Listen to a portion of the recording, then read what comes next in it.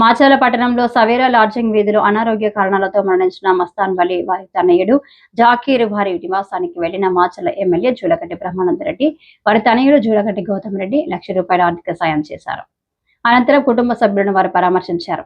ఈ కార్యక్రమంలో Macherla municipal chairman Sheikh Madar Saheb, TDP senior నాయకులు మద్దికపు చిన్న వెంకటరామిరెడ్డి, టౌన్ అధ్యక్షులు కోమర దుర్గారావు, పలువురు కూటమి నాయకులు పాల్గొన్నారు.